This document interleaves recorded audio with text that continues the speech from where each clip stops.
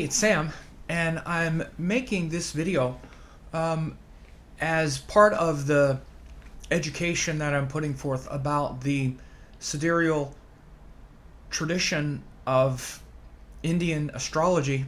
Of course, I've been putting out quite a bit of information lately about this, some very detailed web classes that have explained really just a very small, facet of the Sidereal Zodiac tradition of India. Mainly, I am educating people about the true origin of the Indian zodiac system, because there's been a lot of misinformation put forth over the last several years, particularly things like Indians were always using tropical zodiac. Simply not true. Rashis are inherently tropical, which is not true.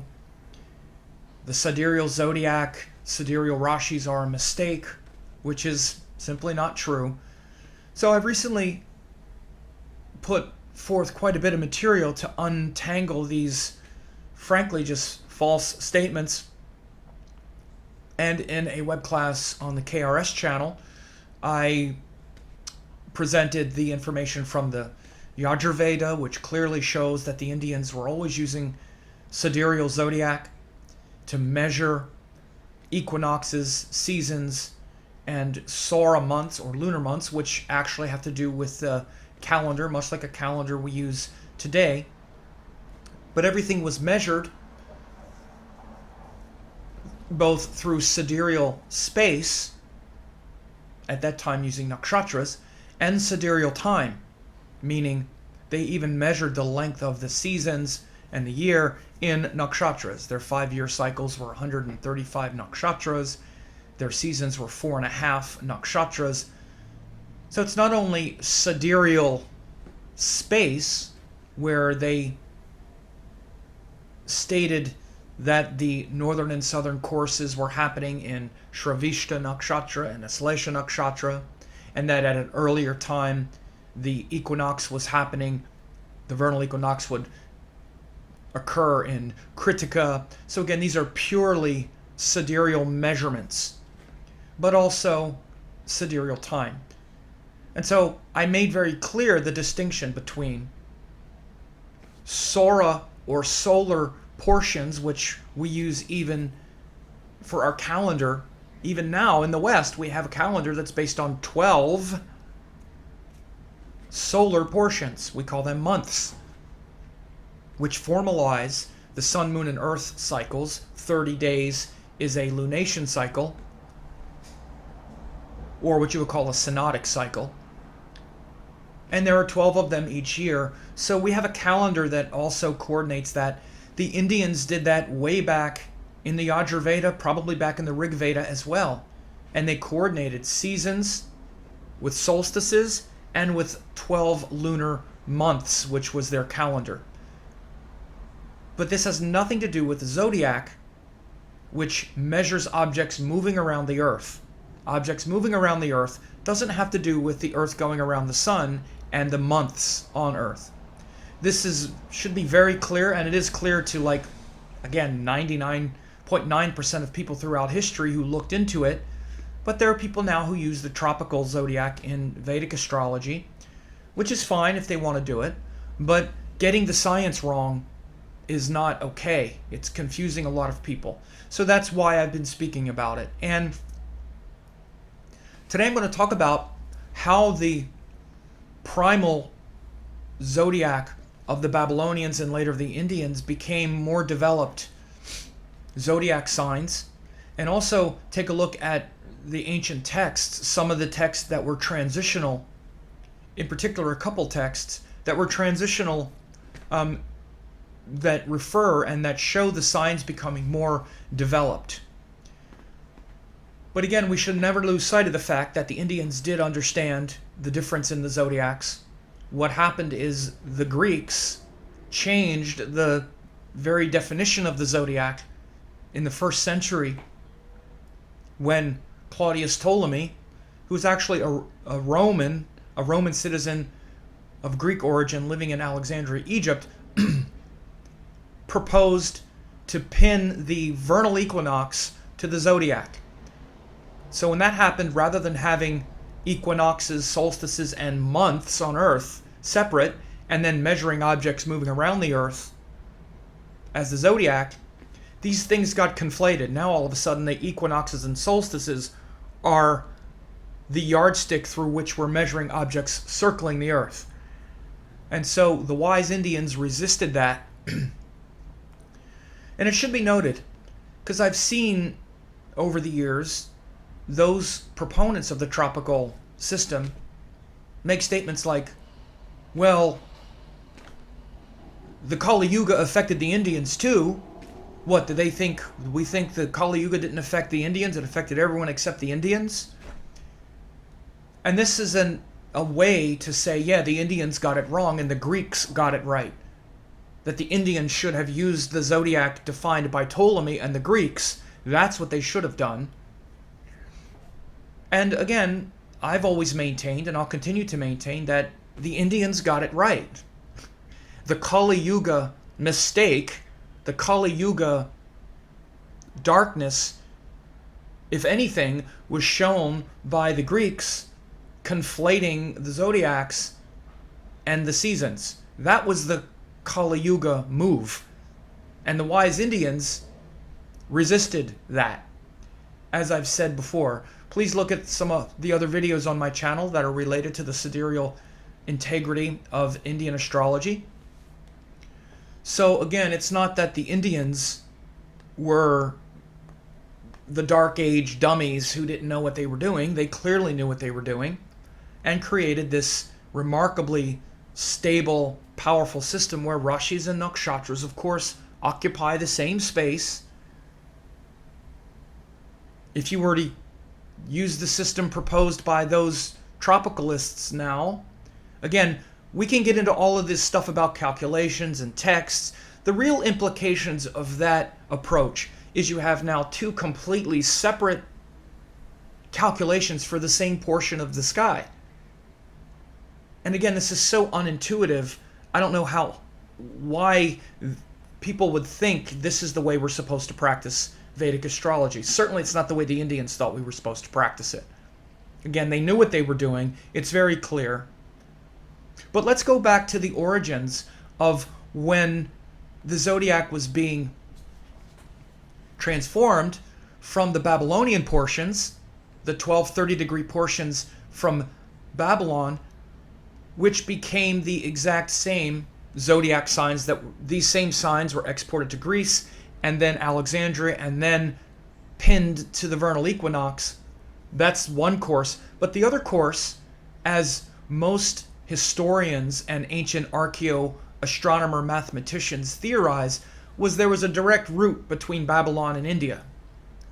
And those 12-30-degree sidereal portions of Babylon with the same names, Aries, Taurus, Gemini, the crayfish, the lion, the seed furrow, which became Virgo, then went directly into India and matched up and aligned somewhat perfectly with their 27 or 28 nakshatras. But there was definitely a lot of dialogue between the Babylonians, the Greeks, the Egyptians. There's no question about this, and there's nothing wrong with that. Some people who have a kind of purist Indian, idealism don't like to think that anything ever happened outside of India, and that's simply not true. We owe the Greeks a lot, and not just the Greeks, but the Egyptians and the Babylonians. All of these ancient worlds conspired to develop the 12-30-degree zodiac portions beyond just their original primal sections. And by the way, we also have to understand that the Babylonians also were doing quite a bit of sort of mystical prognosticating as well in the Mulapin and in their ancient writings that were on the cuneiform tablets. There was a lot of, it wasn't just 12-30-degree portions. They were talking about the planets, Jupiter, Venus, Mercury. They all had beautiful Babylonian names, Ishtar and Marduk, and beautiful Babylonian astronomy, which I'm actually starting to get a lot more into. I'll be doing some videos about that real soon as well, but it's fascinating. And you can really see how the same universal mysticism kind of permeated every culture at that time.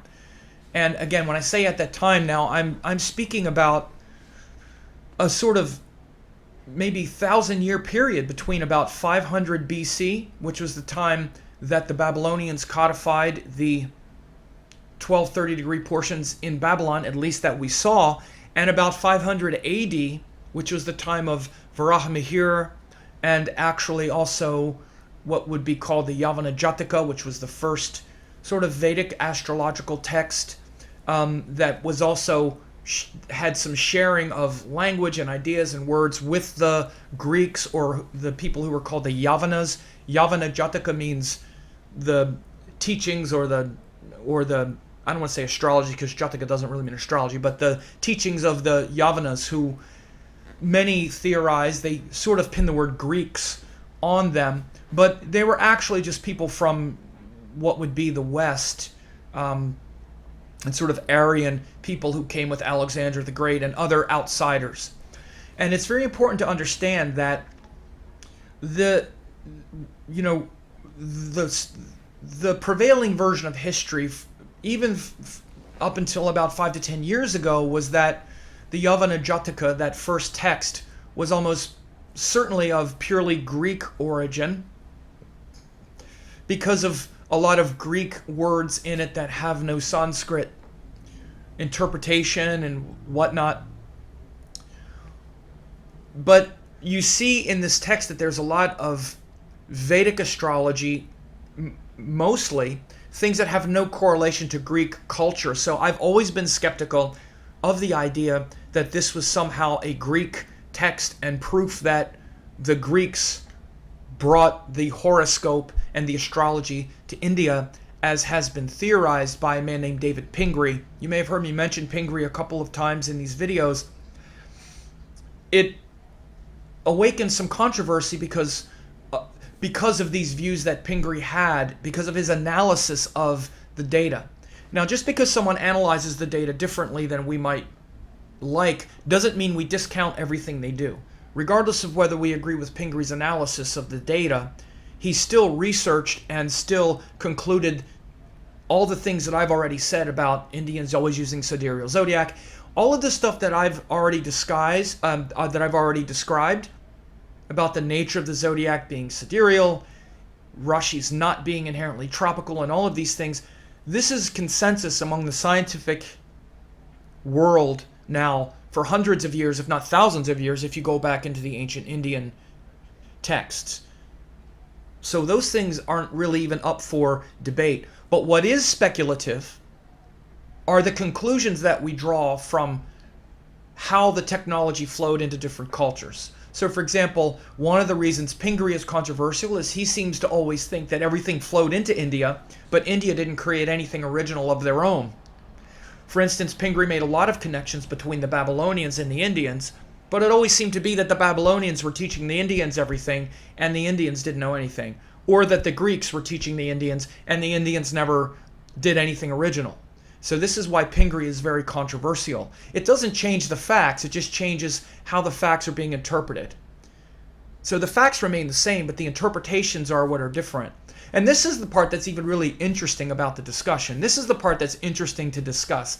And by the way, I've been discussing these things with Western astrology colleagues, Vedic astrology colleagues for about a decade. This is not a new thing. What is new are people acting as though the Indians were always using tropical zodiac, and all these theories are actually really out there. No one thinks this except for a handful of people. Even Pingree didn't think it, by the way. And Pingree is the one who thought that the Greeks taught astrology to India. But even Pingree didn't think the Indians were using tropical zodiac. He knew that they kept using sidereal because of the connection to the Babylonians. Plus, you have the verdict of history. Very simply, they didn't use it. They did not use tropical zodiac. Now, what's interesting about this connection to the Yavana Jataka and the ancient Greek and Egyptian teachings, and I say Egyptian because they were in Alexandria, but even the Alexandrian civilization was mainly Macedonian or Greek at the time because of Alexander. That's why it was called Alexandria, because the Macedonian Greek conqueror Alexander the Great conquered Egypt, what you might now call Cairo, or that area of the world. So it was called Alexandria, named after Alexander, but they were Greeks primarily. This is why we keep saying Greek and not Egyptian. It's like, well, wait a minute, Alexandria is in Egypt. Yes, but it was occupied by Greeks at that time. It was Greek thinking flowing into Egypt. And of course, all of this Greek and Western thought was influenced by Egyptians, by the Egyptian Sidereal astrological tradition, of course the Babylonian Siderial tradition, the Indian Siderial tradition. All of the astrology was sidereal back then, all of it, until the Greeks made it tropical in the 1st century. Everything was sidereal. Again, so you just have to understand the history here. This is not up for debate. Again, it's not Sam making it up. I showed in all of my other classes that this is historical fact and truth. So the Greeks made it tropical, but even after the Greeks did that, it took hundreds of years for it to become the tradition, for tropical zodiac even to become the tradition. It wasn't until the Arabs and the Persians of probably the 6th, 7th, or 8th centuries that you started to even see the tropical zodiac be the standard tradition, even in Western astrology, or what you would call Western astrology. But at that time when the zodiacs were being developed, we see the text, the Yavana Jataka, which has a lot of ideas that were also in the Greek tradition or the Alexandrian tradition. Particularly, there was an Alexandrian named Vettius Valens, who was an actual astrologer. You know, Claudius Ptolemy, the one who pinned the zodiac to the seasons, wasn't even an astrologer. He was like a civil activist kind of person who wanted to bring astrology more into the secular world because he saw that it was a very useful thing. But anyway, in the writings of Vettius Valens, for example, who was a great, what's called Hellenistic astrologer, that's the traditional Western astrology is actually called Hellenistic. Hellenistic is another name basically for Greeks, like Helen of Troy, the Hellenistic sciences and the Hellenistic astrology. He was the great first Hellenistic astrologer. We have a lot of charts that he looked at. And at the time, even Vettius Valens did not use the tropical zodiac. He was a contemporary of Ptolemy, and most speculate or theorize or flat out assert that Valens himself, the great Hellenistic astrologer, did not use tropical zodiac either. And again, for hundreds of years after, even the tropical zodiac was not used. But what you do see in the writings of Vettius Valens, which was, you would say, probably contemporary with what was in the Yavana Jataka, the first Vedic astrology text, were very similar modalities of signs, elements, all of the things that we see that are shared between Vedic and Western astrology. We see them in both in Greece and in India, with the exception of Yavana Jataka has all of this Indian stuff in it, which of course was not in any of the Greek texts. You didn't have anything in Greek text that had to do with Ayurveda and, deities and castes and all kinds of other things that are in Yavana Jataka. You don't see Vettius Valens talking about those things. He doesn't mention Ayurveda. He doesn't mention deities. This is why I've always been very skeptical of the Yavana Jataka as being proof that the Greeks are the ones that brought horoscopic astrology or zodiacal astrology with the 12 zodiac signs into India. This was Pingree's assertion, and it was also the assertion, it has been the kind of prevailing assertion of the Hellenistic astrology community now for, I don't know, at least a decade or more. I've had some, at times perhaps even a little heated debates with some from that tradition over the years, simply because of this. Like when you look at the Yavana Jataka, for whatever Greek elements are there, you see all these Indian things as well that have no traction in the Western culture. And what's really interesting now is, as you notice, I said that people are really rethinking, I should say scientists are rethinking the whole origin of the Yavana Jataka and this whole origin story of Vedic astrology, simply because there's been some new research by a professor named Bill Mack, M-A-K. I've actually tried to contact him. I'd love to have him on my YouTube channel and interview him and talk about this. Bill, if you're watching, I'd love to talk to you about this, where he's actually went back and retranslated and re-examined the Yavana Jataka and has found some things that are very interesting that really put it in a much different context. For example, rather than thinking that the Yavana Jataka is actually, from about the 2nd or 3rd century, he has speculated that it's probably much later now, just because of they have a better translation where before Pingree was translating the Yavana Jataka off of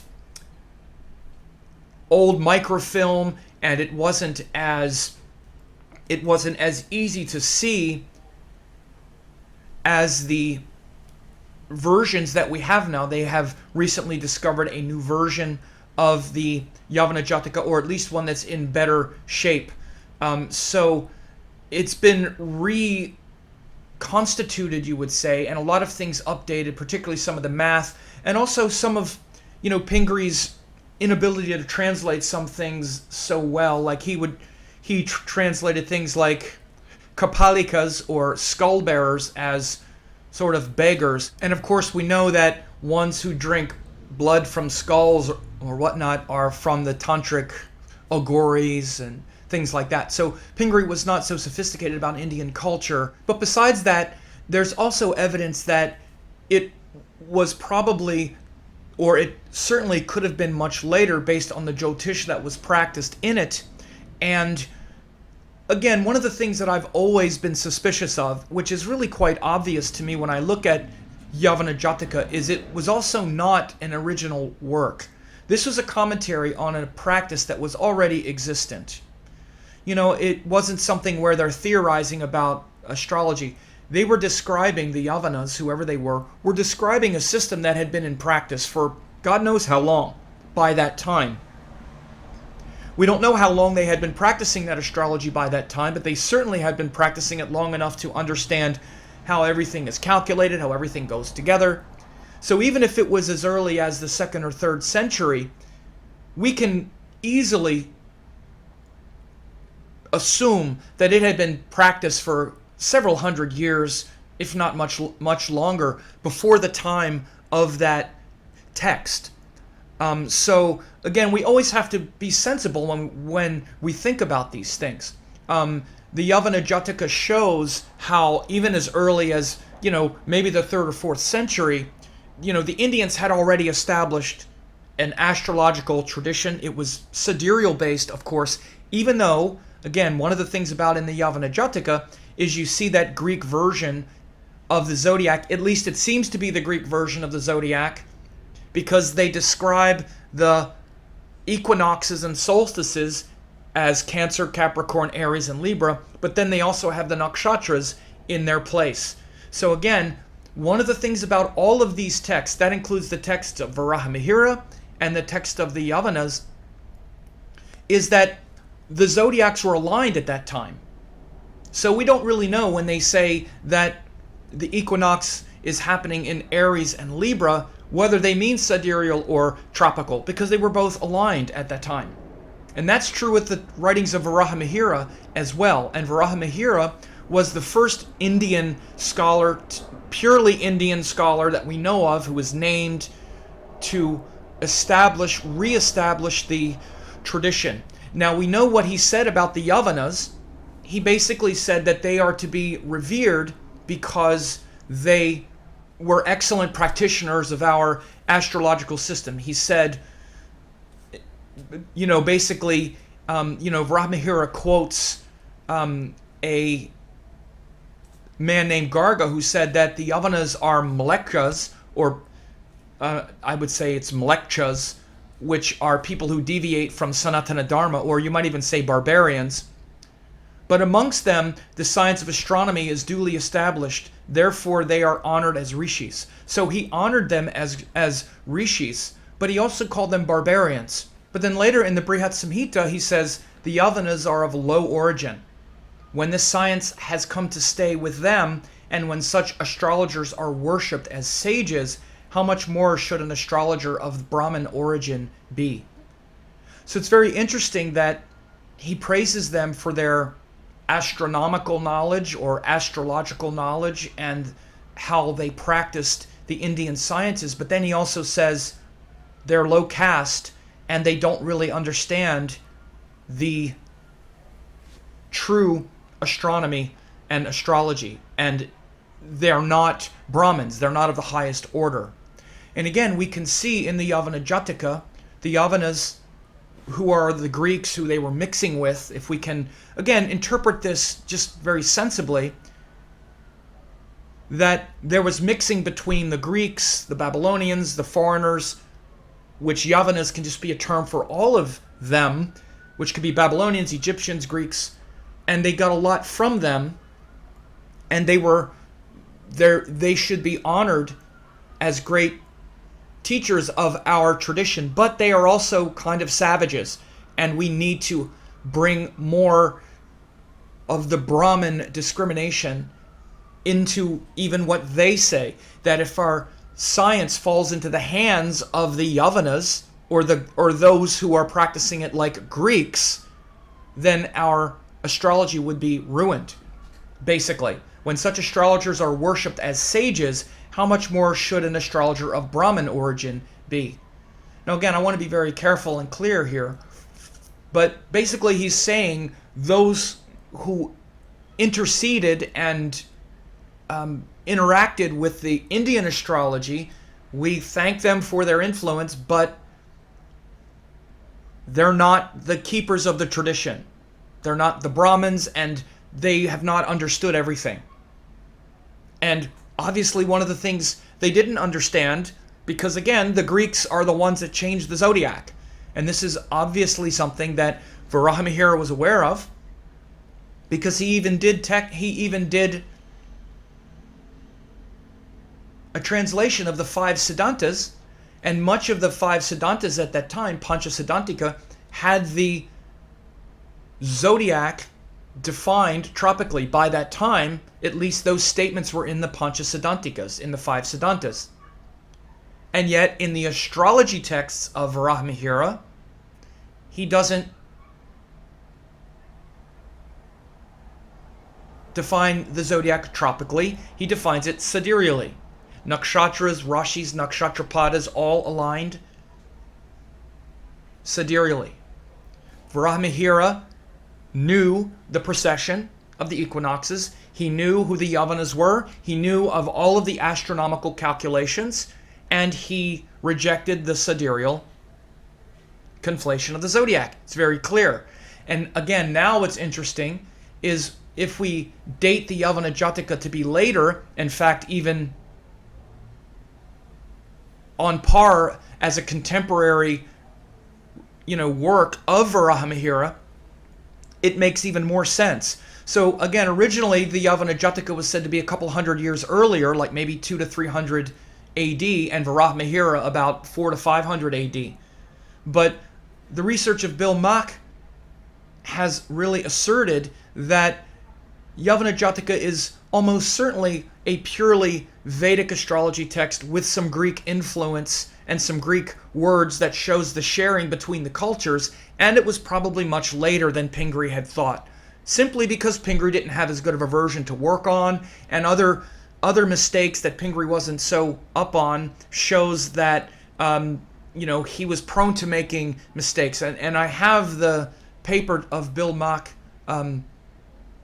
linked below this video. So I hope this was helpful in understanding how the 12 30-degree portions from Babylon migrated to India. All of the sharing of technology behind the scenes between the Babylonians and the Indians. For 1,000 years, we really didn't see anything about the zodiacs, even after we knew they were established sidereally in Babylon, and they had already been established in India from about 500 BC to about 500 AD. At the time of Varaha Mihira, we didn't see anything really written about Rashis in India, not even a lot in Greece or Egypt. So this was a time when the zodiacs were getting formalized. And of course, as we know, because of the verdict of history and the precedent set forth in the Yajurveda, Indians were always using sidereal. So it makes perfect sense that when the zodiac was created, the 12 30-degree sidereal portions were created, most likely with Babylon and India together, that they were purely sidereal. So again, as I've said before, once we started to see the tropical zodiac arrive in the form of writings and the influence of the Yavanas and others, although they were revered, even by Varaha Mihira, as those who should be revered for learning our astrology, they were not considered, they were also considered outsiders who didn't really understand the practice very well.